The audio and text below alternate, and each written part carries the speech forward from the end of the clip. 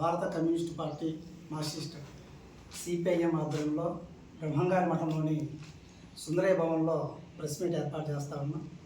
ఈ press meet ప్రధానమైనటువంటి కారణం ఏంటంటే, దాదాపు 8 నెలల క్రితం మైదుకూరు నియోజకవర్గపు ఎమ్మెల్యే అయినటువంటి శ్రీ పుట్టా సుధాకర్ యాదవ్ గారు బ్రహ్మంగారి మఠం మండలంలో 10,000 ఎకరాలు ప్రభుత్వానికి చెందినటువంటి అదే రకంగా అసైన్డ్ భూములు ఏవైతే ఉన్నాయో ఇవన్నీ కూడా వివిధ పార్టీల్లో ఉన్నటువంటి వాళ్ళందరూ కూడా ఆక్రమించుకొని ఉన్నారని చెప్పేసి ఆయన ఒక ప్రెస్ మీట్ పెట్టి వివరాలతో సహా ఆ రోజు మీడియా ముఖంగా ఇవన్నీ కూడా రిలీజ్ చేశారు.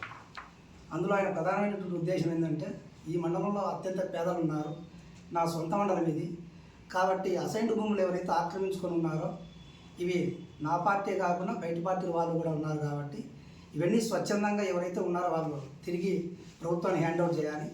అలా కానటువంటి పక్షంలో గోల్డెన్ సర్వే త్వరలో వేయబోతూ ఉన్నాము. ఈ గోల్డెన్ సర్వేలో రెవెన్యూ అధికారుల ద్వారా 6 టీంలను ఏర్పాటు చేసి రాబోయేటువంటి రోజుల్లో భూమి ఎంత ఉంది, ఎంత ఖాళీ భూమి ఉంది, భూమి మీద ఎవరున్నారు, మిగులు భూమి ఎంత ఉంది, పంచడానికి ఎంత వీలవుతుంది, ఆక్రమణ ఎంత ఉన్నాయని వివరాలన్నీ తీసి మొత్తం మండలంలో ఉండేటువంటి పేదలందరికీ కూడా ఈ 10,000 ఎకరాల భూమిని పంచుతానని చెప్పేసి మీడియా ముఖంగా ఆయన తెలియజేయడం జరిగింది. అంతేకాకుండా ప్రత్యేక అసైన్మెంట్ కమిటీని ఏర్పాటు చేసి గౌరవ ముఖ్యమంత్రి గారి సమక్షంలోనే ఈ రాష్ట్రంలో ఎక్కడా జరగనటువంటి పద్ధతుల్లో పేదలందరికీ భూములు పంచడమే నా ధ్యేయం అని చెప్పేసి మీడియా ముఖంగా ఆయన సమాచారం ఇవ్వడము, ఆక్రమణదారులకు సంబంధించిన లిస్టును బహిర్గతం చేయడము, తర్వాత ఆర్డీఓ గారి సమక్షంలో కలెక్టర్ గారి కలిసి ఒక 6 టీంలను వేయడం జరిగింది.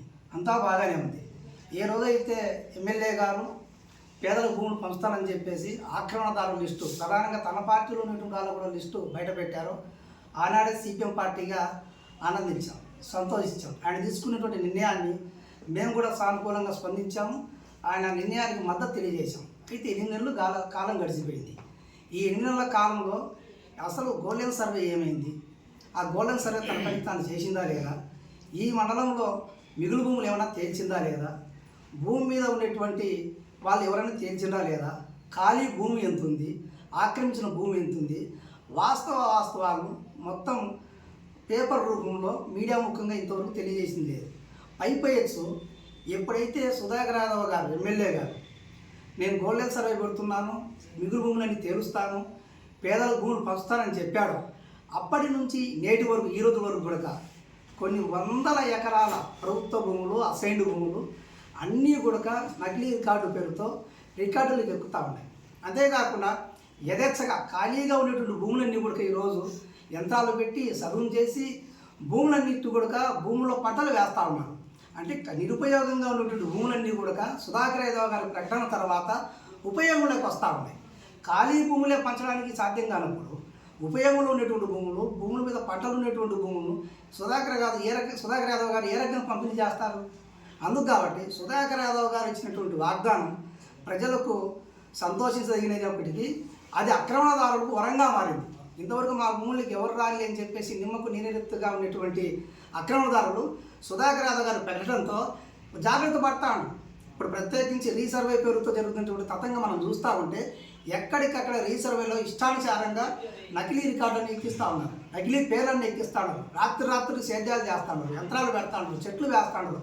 అంటే పేదలకు ఏ భూమి అయితే దక్కాలని సుధాకర్ యాదవ్ గారు అనుకున్నారో ఆ భూమి అంతా ఉపయోగం తెచ్చి ఆ భూమిని నకిలీ రికార్డుల పేరుతో తమ కింద దాచుకునేటువంటి ప్రయత్నం భూ కబ్జాదారులు చేస్తాను. సుధాకర్ యాదవ్ గారు చెప్పిన మాట మూలకంగానే ఇదంతా జరుగుతూ ఉంది. మరి 8 నెలలు కాలం గడిచిపోయింది. మరి ఇంతవరకు ఏం చేసిండ్రు? ఎక్కడా కూడా భూమికి సంబంధించిన ప్రకటన లేదు. ఓ పక్కేమో సోలార్ పేరుతో భూములను కూడా లాక్కుంటా ఉన్నారు.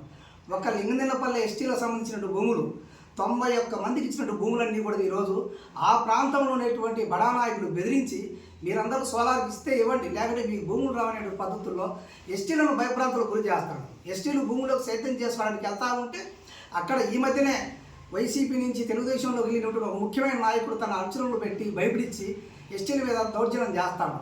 అంటే నిజంగా ఈ మండలంలో భూమిని పేదలకు దక్కాలనేటువంటి ఉద్దేశమే కనుక ఉంటే 8 నెలల జాప్యం ఎందుకు మేము అడుగుతా ఉన్నాం.